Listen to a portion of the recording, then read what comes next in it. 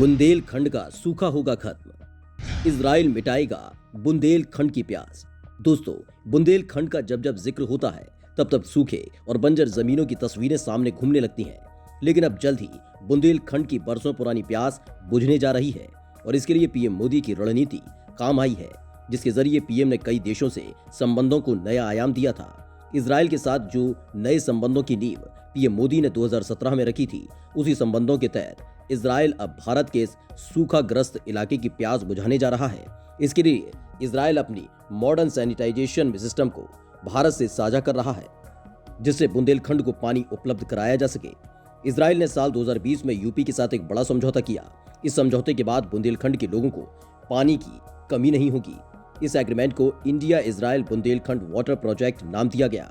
ये प्रोजेक्ट उसी दिन साइन किया गया था जब इजराइल में इंडिया डे मनाया जा रहा था।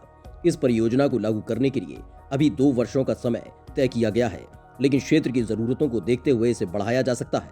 ये परियोजना देश के 28 जिलों में लागू की जा रही है और इनमें से 2 जिले उत्तर प्रदेश के हैं।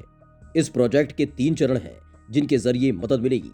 पहले चरण में झांसी जिले के तहत आने वाले बबीना ब्लॉक के 25 गांवों का चयन किया गया है। ये समझौता 2 साल के लिए है और इसे आगे बढ़ाया जाएगा।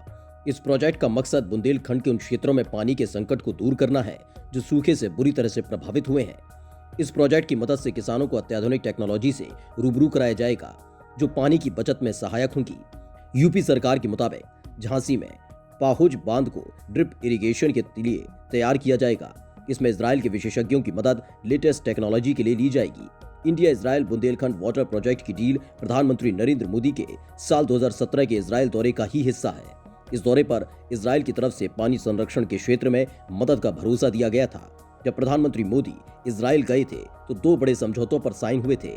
एक समझौते के तहत जल संरक्षण को आगे बढ़ाना और दूसरे समझौते का मकसद भारत में पानी की उपयोगिता की स्थिति को सुधारना था। कभी इजराइल भी था सूखे से ग्रस्त। आज इजराइल को वेस्ट वाटर ट्रीटमेंट में वर्ल्ड लीडर माना जाता है, लेकिन एक वक्त ऐसा भी था जब इजराइल सूखे की कगार पर पहुंच गया था। साल 2008 में इजराइल भयंकर सूखे की कगार पर था। 1 दशक तक लंबे सूखे ने इजराइल के सबसे बड़े प्राकृतिक ताजे पानी के स्रोत को खत्म कर दिया था। गैलीलो के समंदर में भी पानी कम होने लगा था। पानी पर कई तरह के प्रतिबंध लगा दिए गए थे और कई किसानों की 1 साल की फसल बर्बाद हो चुकी थी।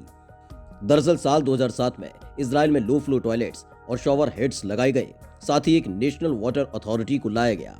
इसके साथ ही नए तरह के वाटर ट्रीटमेंट सिस्टम को लाया गया।